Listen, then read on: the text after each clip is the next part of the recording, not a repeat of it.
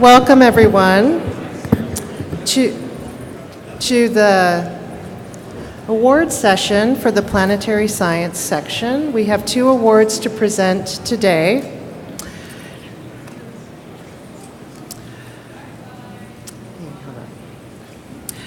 The first is the Greely Award.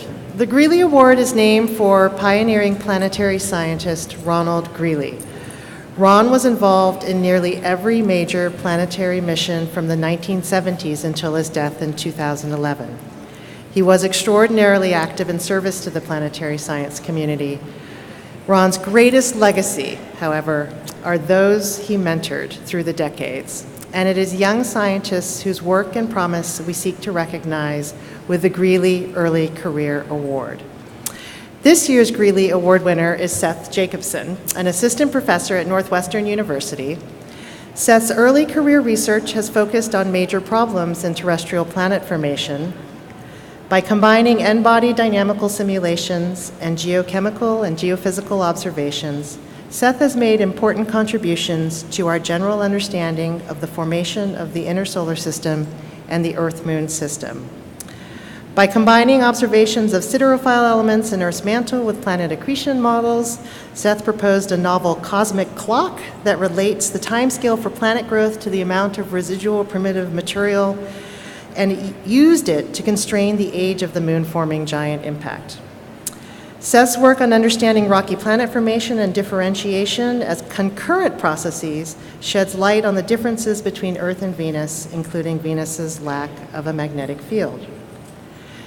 I can attest to the fact that Seth is a volcano of ideas. He's dynamic, curious, and creative, and that has established him as a young leader in the planetary science community. It is my honor to present to you, Seth Jacobson, the 2017 Ronald Greely Early Career Award of the Planetary Sciences section of the AGU.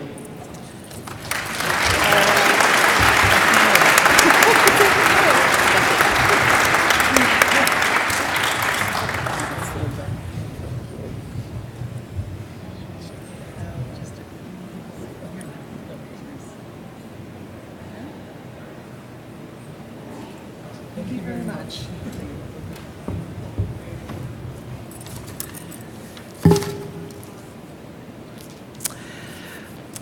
Our next award is the Whipple Award. The Whipple Award is the highest honor given by the AGU Planetary Sciences section. The award is named for Fred Whipple, an eminent astronomer and the preeminent cometary scientist of the mid-20th century. The 2017 recipient of the Whipple Award is Dr. Michael Malin. His paradigm-breaking leadership in planetary exploration and instrument development laid the foundation for modern views of the rich geologic history of Mars. Mike was trained as a geomorphologist at the California Institute of Technology during the Mariner 9 mission. And throughout his career, he has campaigned strongly for better instrumentation on spacecraft missions. And in 1997, in my formative years of graduate education, Mike's innovative imaging system, the Mars Orbiter Camera, arrived on the wildly successful Mars Global Surveyor mission. To achieve his vision for solar system exploration, Mike founded the Malin Space Science System. And since the Viking missions, his company has contributed imaging systems to most major missions to Mars and the beautiful images from JunoCam. And he's changed the paradigm for low-cost, high-performance space mission cameras. Mike's foresight and conviction paved the way for many discoveries. He is most appreciated for his unprecedented study of the sedimentary record on Mars, and his careful observations have changed the views of the entire planetary community about the history of Mars. And today we will hear about this transformative adventure. It is my honor to recognize Mike Malin for a lifetime of outstanding contributions to planetary science and to present to him the 2017 Whipple Award of the Planetary Sciences section of the AGU. Congratulations.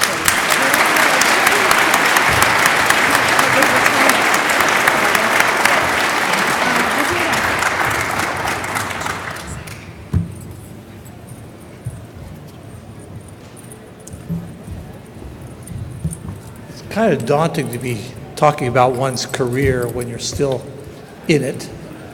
I hope to be in it for some more time than my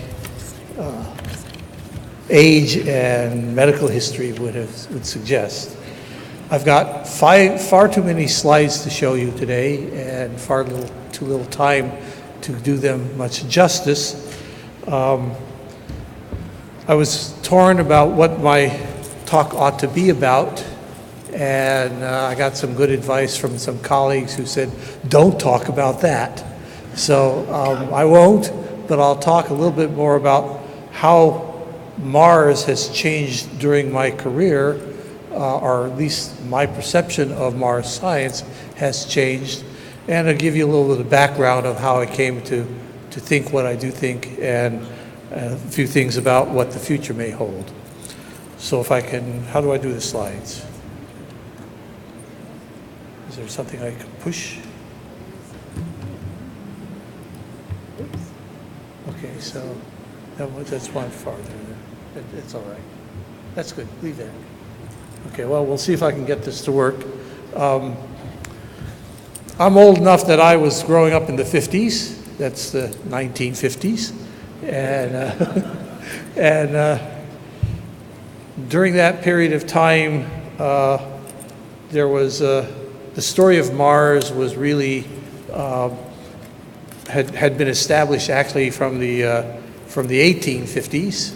Mars was a very Earth-like looking planet astronomically.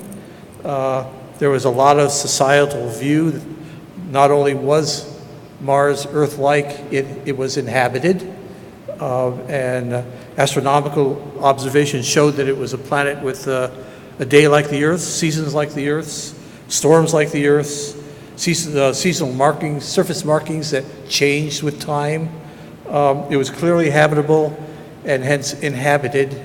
I have a little note here, confusion about the modern usage of habitable and inhabitable.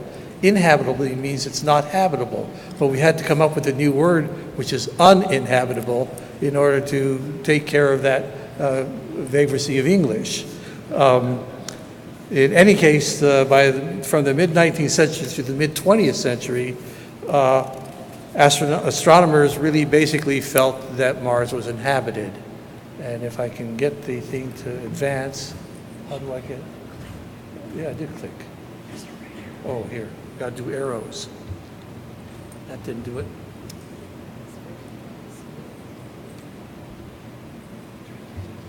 No. I'm pushing left, pushing right, pushing center. Okay, well, why don't we just do it that way?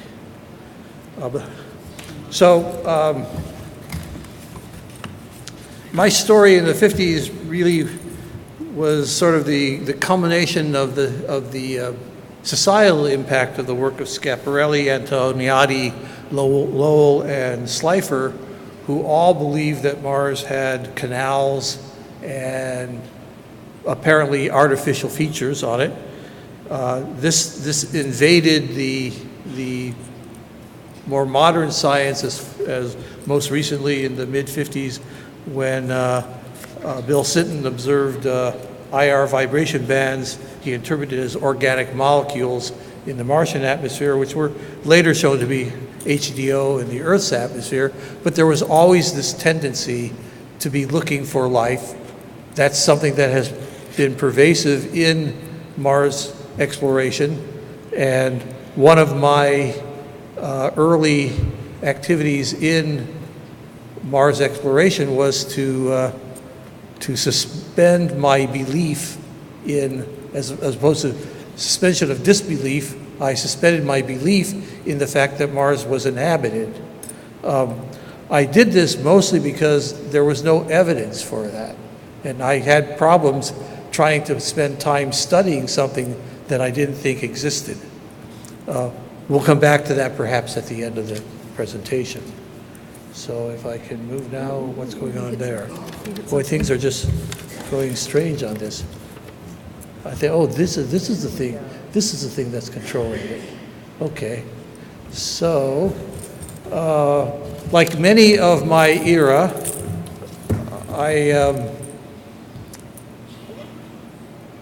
the moon was my early focus. I grew up in a period of time, in particular from 61 when I was 11 to 69 when I was 19. The U.S. conducted 9 Mariner missions, of which three went to Venus. We'll put that aside for the moment. 1 Mars, 1 failed. 3 went to Venus, 6 went to Mars. Of the Martian ones, 2 failed, Mariner 3 and Mariner 8. 4, 6, 7, and 9 were all successful. We did 9 Ranger missions, of which 3 failed, 3 succeeded out of 9. Surveyor missions, 2 failed, 5 succeeded. A point to take from this is that we were not afraid to fail, or people should say we, I wasn't doing any of this. I was a kid, but people were not afraid to fail, that failure was something that was accepted as part of the process of exploration. And that's something that stood with me for some time, because after watching people in real time like Gene Shoemaker would be on TV describing what was going on, and well, the cameras failed on that mission, or the spacecraft blew up before we did something, before we even got there. You get used to seeing people working under stress, and they did a very good job at that. We also had lots of human missions, and the Mars exploration program owed a great deal to the human exploration program, because we got these 9 Mariner missions were all sort of coming along in the wake of this large Apollo program. So the first Mars mission of any really note was Mariner 4. It came after Mariner 3 failed. Results were a huge surprise, as they were very much a challenge to the expectation. What was the expectation was that there'd be an Earth-like planet with mountains and valleys and ocean basins and things of that nature. And there was astronomical observations of variations in the brightness of the surface that people attributed to vegetation growing and receding as part of a seasonal activity. What we found instead was that Mars resembled the moon. It had lots of craters. The craters were very subdued looking, so the concession made to any Earth-like attribute was that it had an atmosphere and it was doing some erosion. Their atmosphere is very low pressure. Measured by radio occultation, it ranged from about 4.1 to 7 millibars. It's like 6% of the Earth's atmospheric pressure. Atmospheric temperature was very low, about 100 degrees, minus 100 degrees Celsius. That was estimated from the occultation measurement. There wasn't anything actually physically measuring infrared radiation on Mariner 4. This was later, the temperature and pressure were later hypothesized to be explained by a process where carbon dioxide was actually existing on the surface year-round and buffering the atmosphere. This was a very perceptive paper written by Bob Layton and Bruce Murray, which in itself has led to a whole discipline of studies of thermal behavior in layered materials, either layered atmosphere or layered surface materials. No magnetic field was discovered, and it did not have any radiation belts, both of which were things that were expected. Despite these observations, arguments were raised that none of that precluded there being life on Mars. In fact, some of the most vocal people talking about Mariner 4 were in fact saying, oh, this doesn't change anything. And so the basic tenet of the Mars exploration program, which was in fact the search for life on Mars, didn't need to change. I showed this mostly for historical sense. This is this is the proposal, or the meat of the proposal, by Bob Layton, Bob Sharp, and Bruce Murray, to be the imaging science team for what was called at that time the Mariner B mission. which was the second Mars mission. And I note a couple of things here. The team budget for the first year of work was $5,700. So you got Bruce Murray, Bob Sharp, Bob Layton, and a portion of a graduate student and a portion of a secretary for $5,700. Knowing sort of what the team budgets look like today, even if you aren't on one, you certainly know sort of what they would look like today. So I think these gentlemen were underpricing their role on this mission. The right-hand side of this shows Bob's Sharp's very explicit detail of what could you see with a camera that might fly by Mars. And it includes things like, he did a classification scheme of linear features, irregular linear forms, circular features, large irregular forms, small irregular forms, and significant features that you could identify by pattern, like drainage systems. All of these were described in some nice detail in Bob's part of the proposal. And of course we saw, except for the craters, none of them. Now, if you've never seen a Mariner 4 image, this is what a Mariner 4 image looks like. This was taken with a Vidicon. Vidicon is a technology I'm sure only the oldest among you may remember. It's not like a cell phone, which uses an electronic digital device. This is an analog system that's the inverse of a cathode ray tube, which you also many of you may not know what those are. But it's basically a very, very tricky technology in which photosensitive material on the surface of on a glass surface is scanned with an electron beam. It's scanned with magnets. The front of that has fiducial marks. I'm not sure if they're visible here. You'll see them in the Mariner 9 images I'll show in a minute. They have fiducials because if there is a magnetic field at the planet or generated by the spacecraft, those magnetic fields will distort the image that is being scanned by this Vidicon tube. But I note that this was a 200 by 200. That's a 40 kilopixel. So you can think about what your cell phone has in it now, but this is a very, very small detector. Notice it's only 6 bits, so it has very few grayscales in it. And as I'll talk about in a couple of minutes, the definition of resolution really is based on contrast, the digitization of the contrast, sampling, and the noise. And this was a very low contrast target with very small dynamic range, low contrast in the images. This has been heavily contrast enhanced. And it's a remarkable technological feat. I should point out that it was transmitted from Mars at 8 bits per second.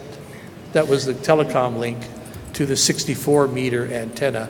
64 meters eventually got these wings on it that makes it a 70 meter. So Mariner 4 was the first major change in our beliefs about Mars that came along in 150 years because it showed a cratered, inhospitable planet. To put that in a more stratigraphic sense, you start with a lunar stratigraphy, as you see at the top, which is Mare basalts, a megaregolith of broken up debris, and a basement rock of some type. And this was the view of Mars after Mariner 4 that you added to that at the lower part of this picture. You added a few aeolian sediments, windblown dust or sand, and not much different from that view. A little bit about resolution. I like to use the word scale rather than resolution because scale is something that we can have an actual physical measurement of. It's a pixel. It's one part of the equation of of resolution, but it's only one part of it. The other parts being, as I said, contrast and noise. If you look at this slide, the lower left corner actually shows a full scale where the images, the bigger image has been enlarged from that. The difference between the full left and the full right side are just, I did some interpolation that a lot of people use smoothing to try to improve the quality of the image so you can't actually discern the individual pixels. So these are craters. I hope you recognize they were craters. You could see them as mounds, by the way, and what I am saying is also true about mounds as well. So if your eyes see, these were originally craters, but the eye-brain system will often invert things for which you have no reference. So these are craters, and I think you can easily see that 10 is a pretty easily resolved crater. But go down to the other end, which is where we almost always are trying to do our work, and you can see that you really can't resolve anything that's 1 pixel across. You certainly can't resolve it if it's 2 pixels across. Certainly by the time you get to 3, you're getting a hint that that's the resolution. In fact, there's some numerical or some theoretical models that suggest that the resolution is probably somewhere between 2 and 3 or 2.2 for sampling.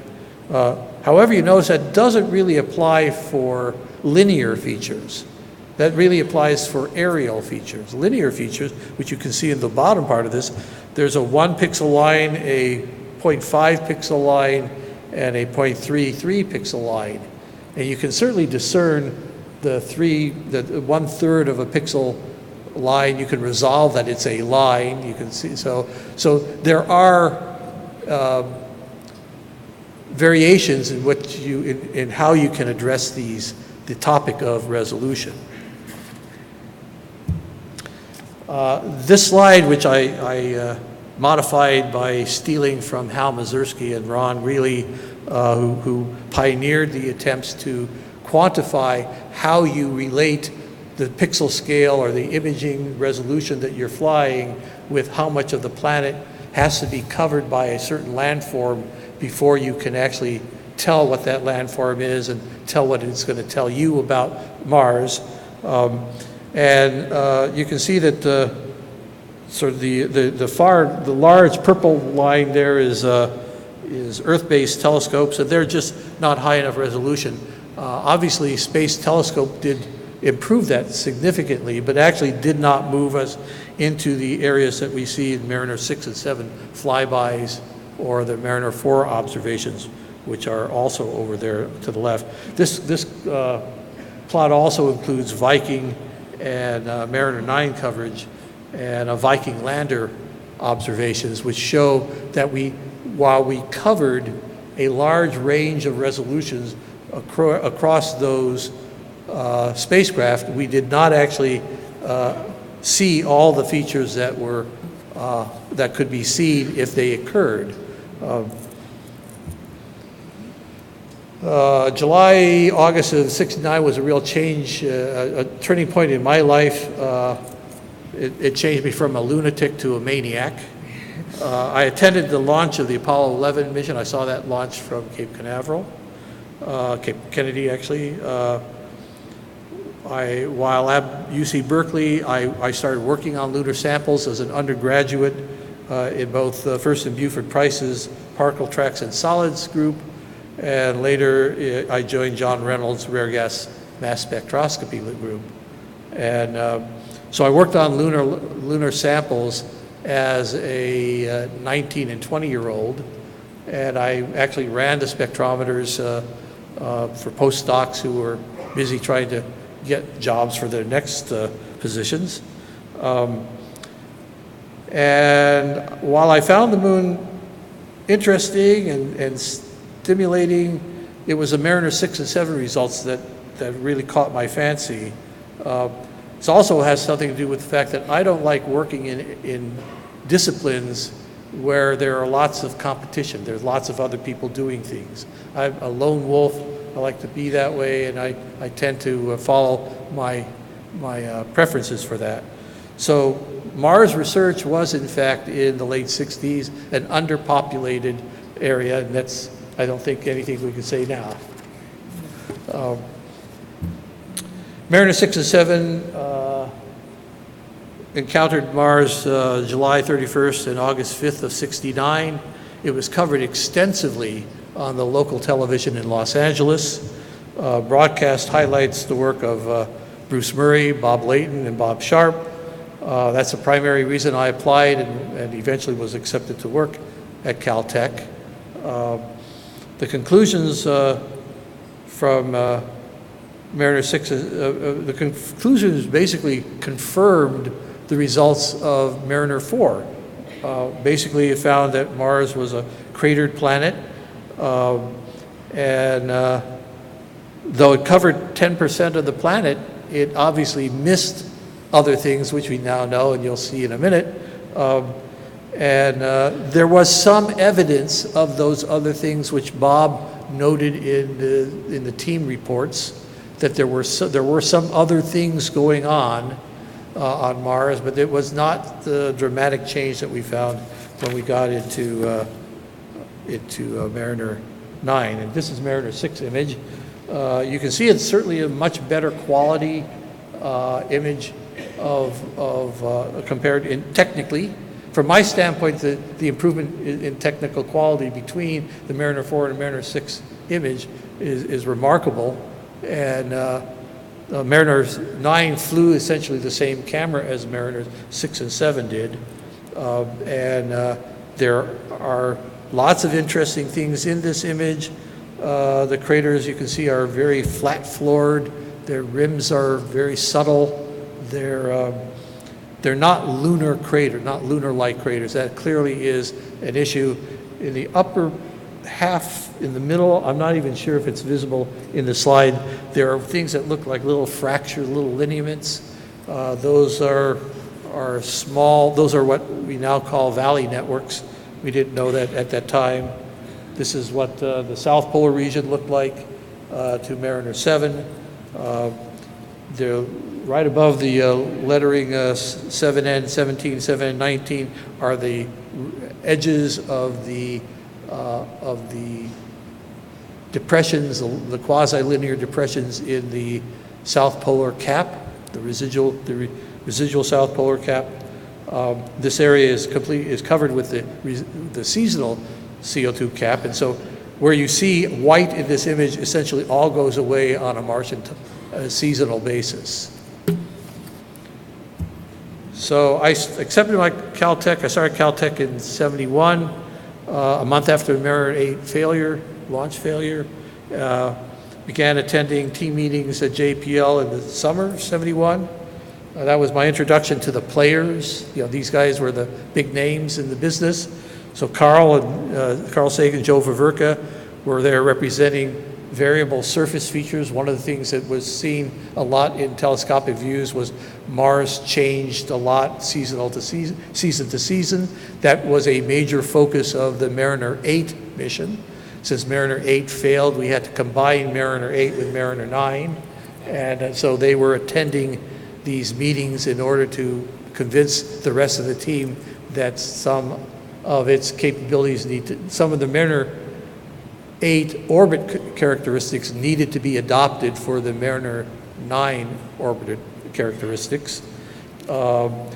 Mike Carr, Hal Mazursky, Dan Milton were there representing the geologic features. Conway Leovy, Jeff Briggs, and Brad Smith were representing atmospheres.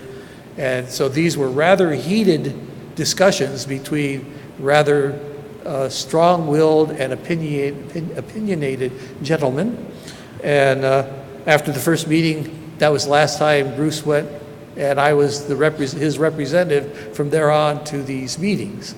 Now, Bruce originally was the team leader for Mariner 9, and he resigned as team leader to become the team leader for the Mariner 10 Venus-Mercury mission. So the team leadership then was moved to Hal Mazursky, and so Hal had to raise himself above the geology, so I was thrust into a point of working closely with Mike Carr and Dan Milton in trying to convince people to maintain the geological value of the Mariner 9 orbit. Mariner 9 was supposed to go into an 85-degree inclined orbit. Mariner 8 was supposed to go into a 55-degree inclined orbit, and you can imagine what they ended up putting it in, a 65-degree inclined orbit. After all the argument and discussion, they just have the difference and went into, Mariner 9 was in a 12-hour orbit. When it got to Mars, it looked like this. This was the 1971 global dust event, was the largest historic dust storm on Mars, and the planet was completely opaque to observations for several months. This image was taken in November as the dust was clearing. The storm started in September, and those are the tops of the 3 Tharsis volcanoes that you see there. And it was interesting to have people arguing about whether or not those were volcanoes. Mazursky said, those are volcanoes, otherwise we couldn't see them. And Murray was saying, no, don't get stuck in that lunar craters are volcanoes story, which when I was growing up was a big thing.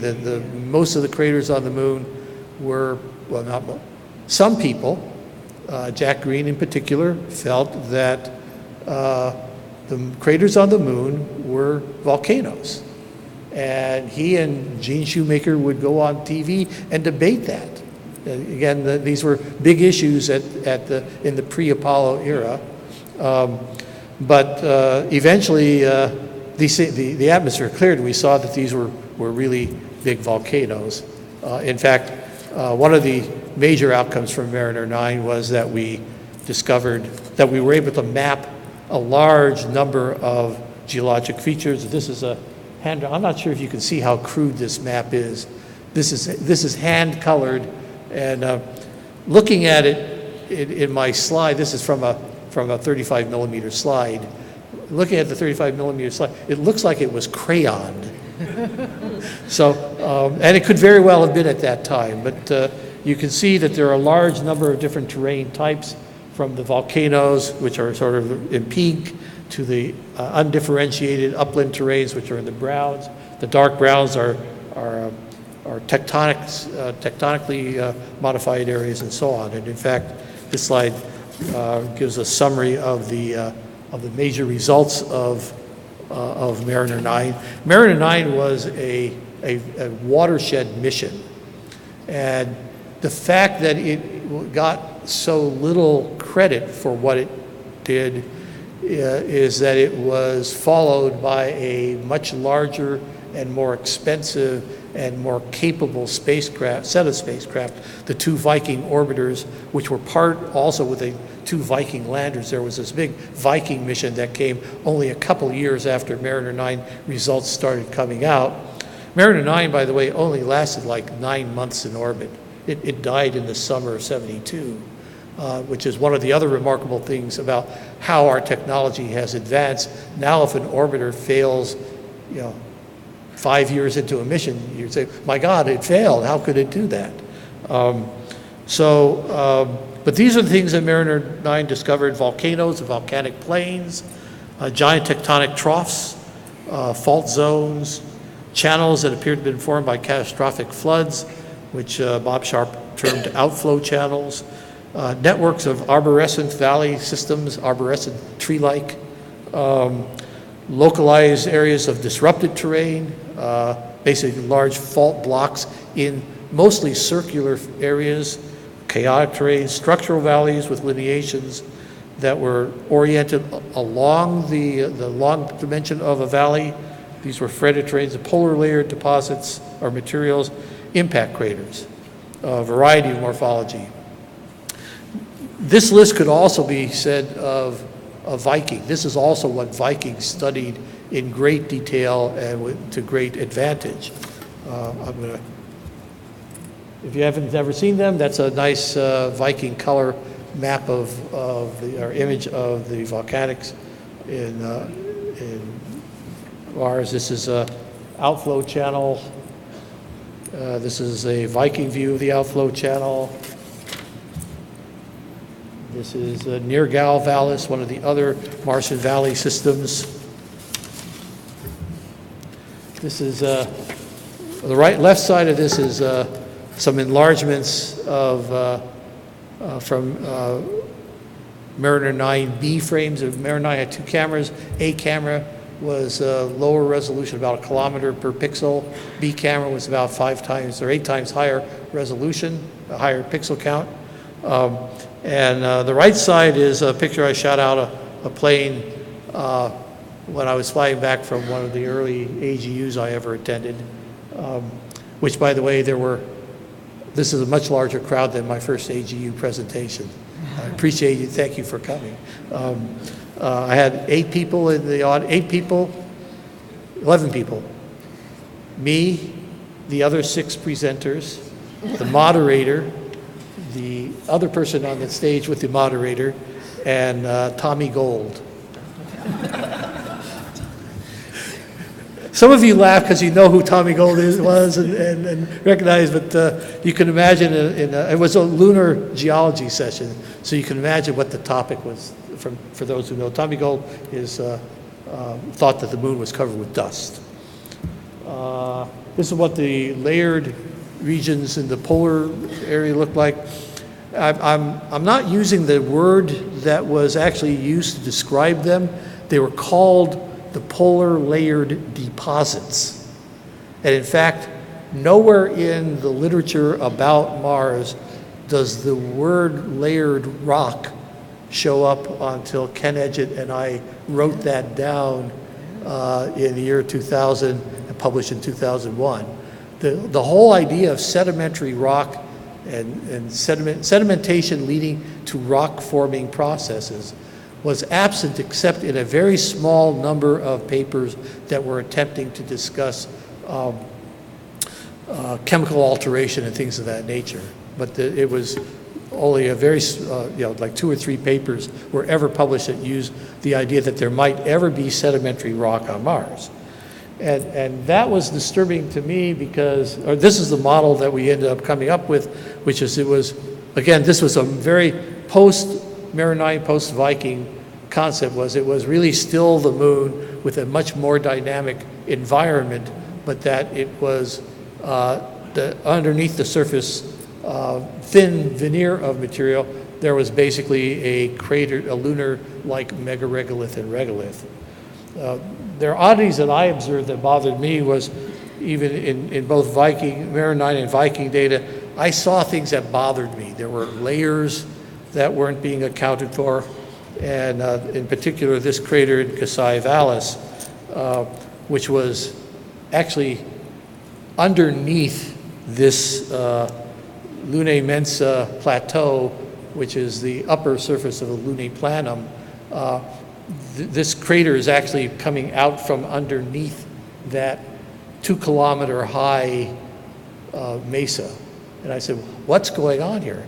And so I came up with the third part of my dissertation where I talked about there being a stratigraphy on Mars that was just showing pieces of itself to us. I had this idea that there was a cratered volume of stuff, so there were surfaces, buried surfaces that were being exhumed, and this was, like I said, the third part of my dissertation. No one on my committee thought that should be published. They thought it was way too flimsy. The evidence for it was just non-existent in most of their view. The only one, not even Bruce thought I should publish, Bruce Murray, my advisor. The only one who thought I should publish it was Jack McCauley, who is a USGS geologist. And he'd done the Mariner 9 and Viking work on, eventually Viking work on lakes that filled the Valles Marineris. Now, that's a story that did come out of the Viking period. There were lots of people who thought there were lakes that were formed in the Valles Marineris. What we now know, what we see is that the lake sediments in the Valles Marineris are the thing that the Valles Marineris is formed in, that the big troughs are cut into. these lake sediments or these sedimentary rocks. We don't know exactly what that whole story is, but that's it. I think I'm going to speed up here, so I'm going to go through these things. And this basically sort of summarizes the discoveries by mission. And you can see that the column with Mariner 9 stuff is quite long. Briefly, I want to say something about my personal approach to what I thought was needed. I looked at the pictures of Mars from Mariner 9 and Viking, and I said, what would I need to be able to answer certain questions? Are there layered rocks? If the rocks are layered, are there structures within them? And can I tell anything about, can I correlate those structures? Can I tell anything about their formation process? And I happened across this thing called the National Imagery Interpretability Rating Scale, or NIRS. This is used by the Department of Defense and by the National Reconnaissance Office in setting the observational goals or objectives for various imaging systems that they would fly. And it's really based on their interpretation. Unfortunately, the only thing I could find of that was a really poor JPEG on the web. But some of it, it's mostly the first column is the NIRS rating. The second column is the ground resolution discriminability. That's a true resolution. It uses the U.S. Air Force definition of contrast at 50% for the quality, and it has a certain noise specification, and it's basically that, and the sampling gives you this distance. And NIRS 1 there is 9 meters is true resolution. You go down, you can see they have things down there at 10 centimeters at the very bottom, and they actually are NIRS 10 and 11, and the definition of NIRS 11 is that you can distinguish the barbs on barbed wire. And that, of course, is not achieved normally in spacecraft capabilities, but this definition is independent of the platform. So if you want NIRS 10 or NIRS 11, you need to fly an aircraft or something or that, or a UAV or something. So I adopted this approach, and I noticed that it's logarithmic, and I decided that if we were going to learn more about Mars than we could from Viking or Mariner 9, we would need to go up by several orders or by several stages or numbers on this NIRS scale. And I proposed a camera that could achieve something like a meter per pixel, which is about 2 to 3 meters resolution at its best, since at the time the technology did not support low noise or high contrast systems. We were pretty much limited to what the detector technology at the time was. So I proposed the Mars Orbiter camera to have a resolution or a pixel resolution of a pixel scale about 1.5 meter per pixel. This is the Mach. It's a pretty little camera. It stands about thigh high, about this big, 88 centimeters, including the electronics. It weighs about 20 kilos. It costs about $20 million. That was my first exposure to the fact that spacecraft cost $250,000 per kilogram. Instruments cost $1 million per kilogram. Well-instrumented CubeSats cost $1 million per kilogram, no matter how you want to cut it. So there are these rules of thumb that you see asserting themselves in the engineering on these things that are built into the models that lots of organizations use to determine that, oh, I'm sorry, your proposal for your mission is too cheap or too expensive because it doesn't fit the model. Some of you may have heard that. This is the camera had a very unusual electronics. There were big 14-inch diameter electronics. Oh, that's a warning, right? That's your phone. Is it? Your phone. Oh, that's mine. Yes. That's mine. Oh, yeah, look at that. 5 minutes. I don't use this very often. So I'm going to skip forward. You're fine. You do. 5 minutes or something. This is what our electronics board looked like, our fast digital board. And I have a slide in here which I won't actually spend any time on. But this one I'll spend the time on. The yellow things around the edge are 1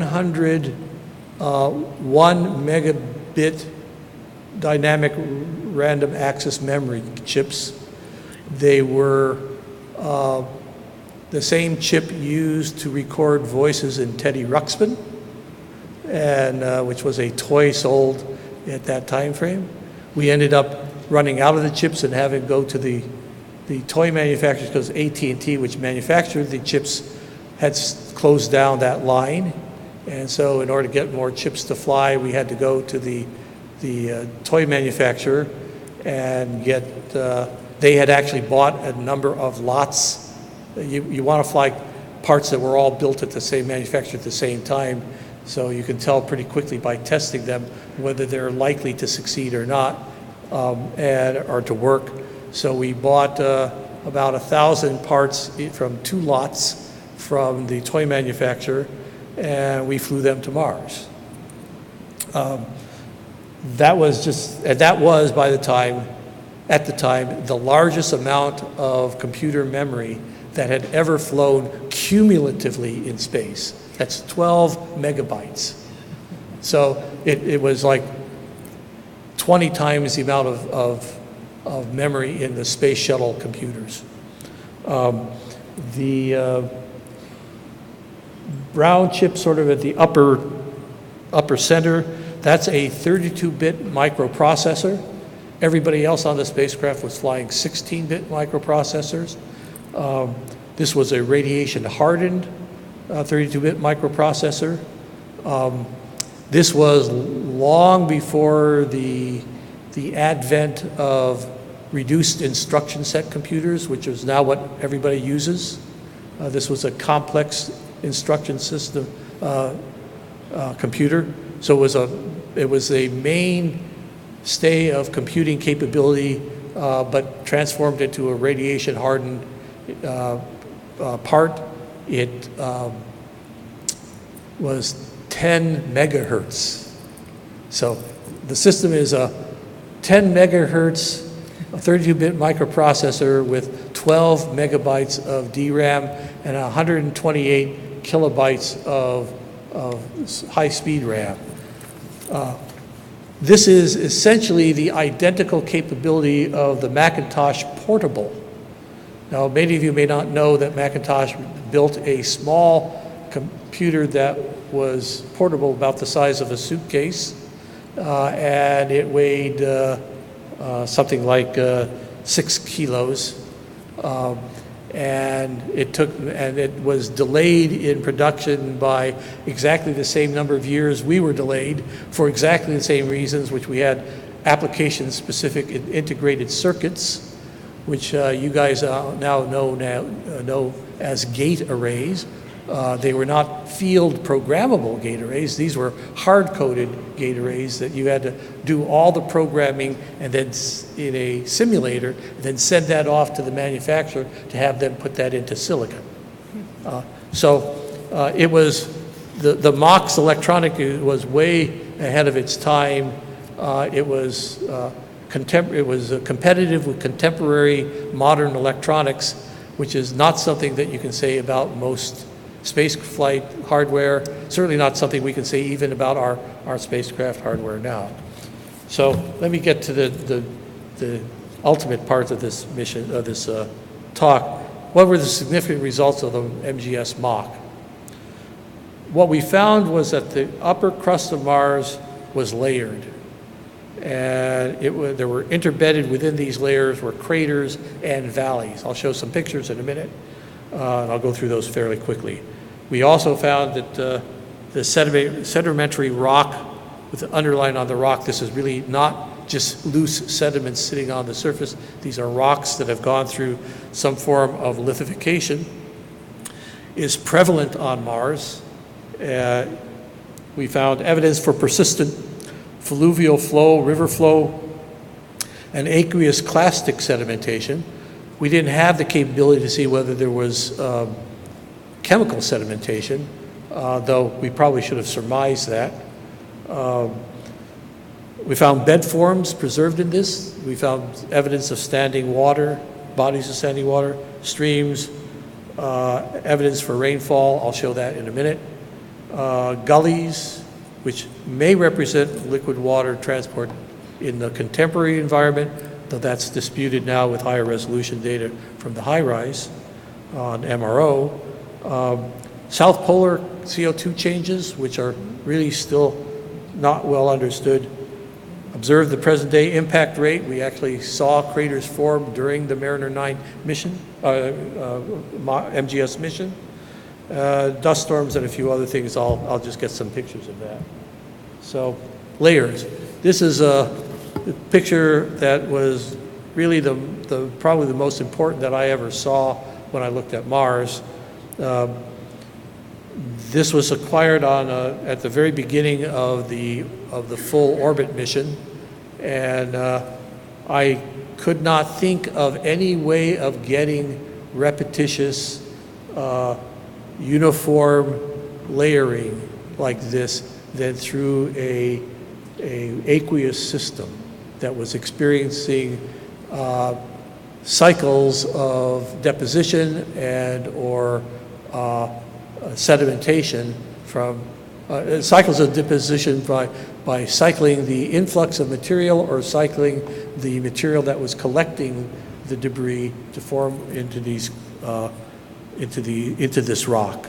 And so I and Ken Edgett both saw this image and the one that came in just immediately preceding this one, which was the cover of Science that year, a December issue in 2001.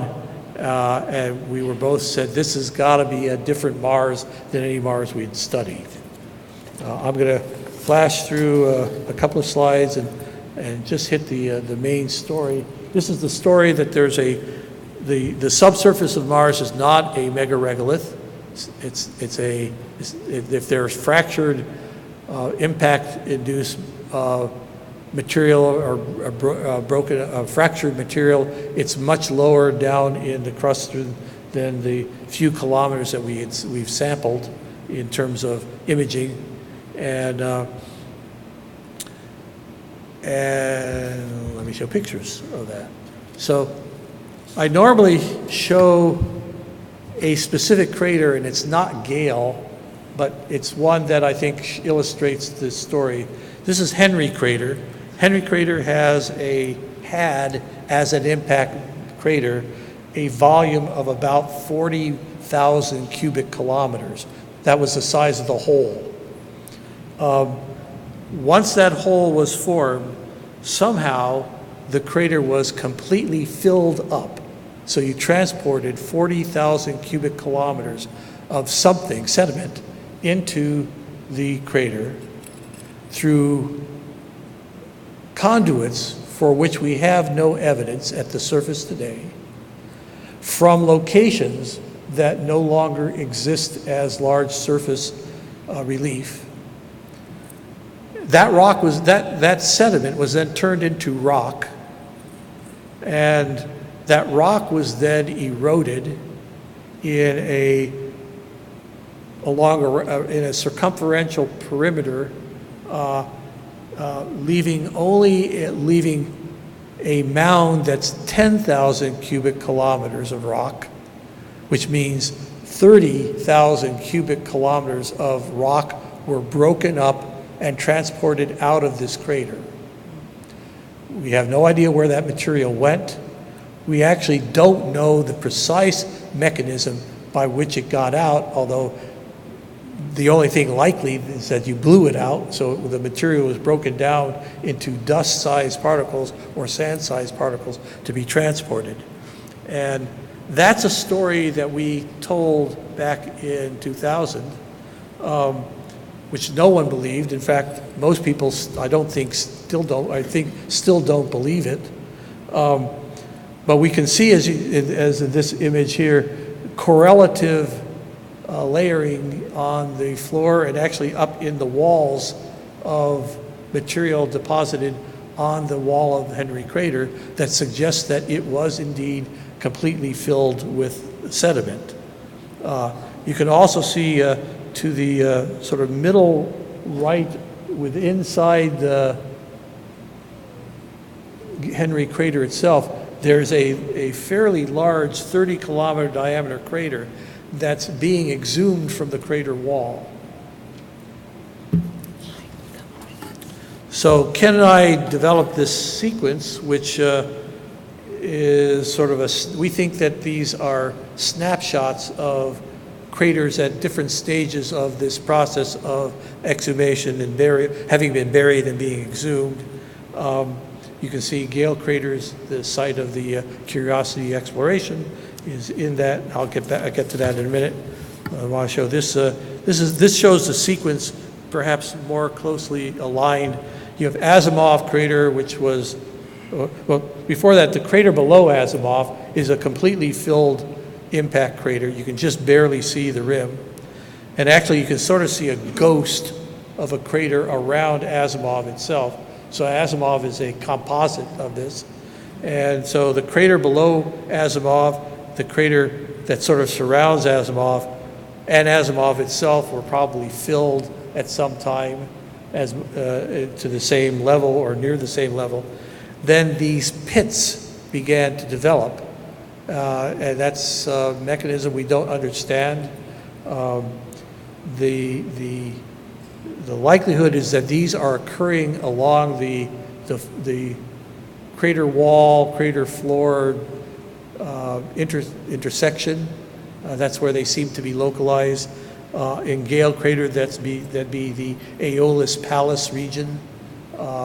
And Maunder, I thought at one point I might be able to find an example to show you where I could show you in Maunder the crater rim actually being covered by the layered rock. The images there aren't good enough to show that. 5 minutes? 1 minute? 2 minutes?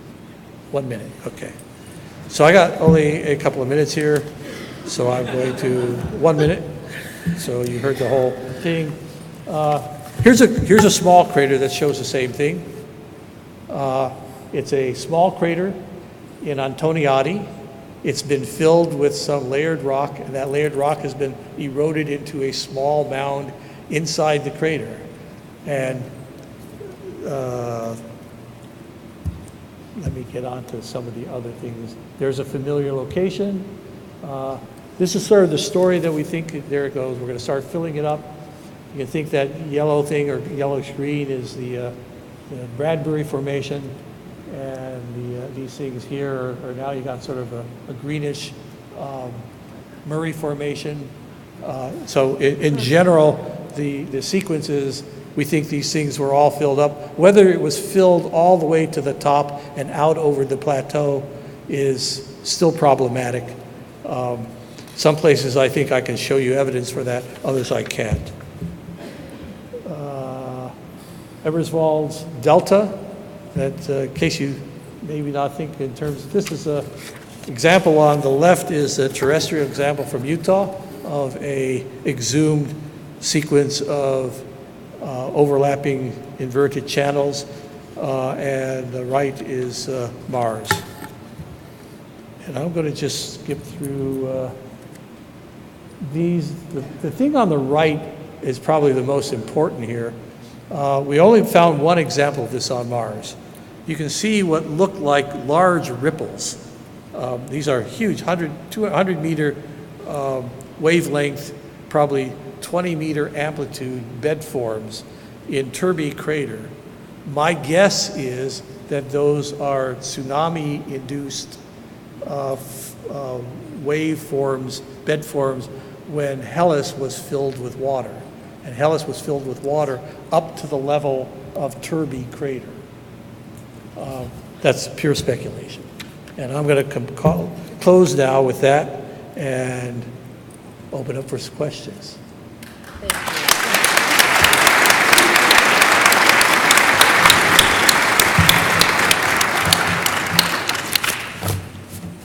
Are there questions?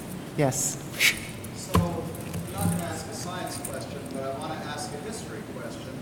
You said that the list of discoveries from Mariner 9 was much longer than the list from the Viking orbiters, and you pointed out that the camera on the Viking orbiters was the same as the camera on Mariner 9, but there were two Viking orbiters that lasted much longer. So why isn't the discovery list?